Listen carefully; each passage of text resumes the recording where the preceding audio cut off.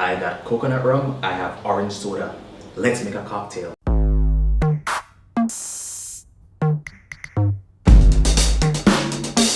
The cocktail that we're making today is called the Hawaiian Sunset.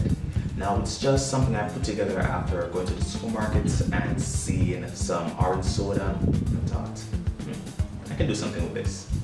So starting it off, we'll be using an ounce of coconut rum and an ounce of peach schnapps. Next up is some strawberry syrup. We'll be using a little bit first. So after stirring for a little bit, then you're gonna add some more of the strawberry syrup. So then we're gonna add some crushed ice.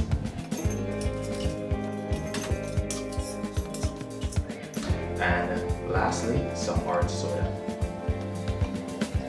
And there it is, a simple but easy cocktail called the Hawaiian Sunset. I'm sure you want to try to make it at home. I'm pretty sure you'll enjoy it.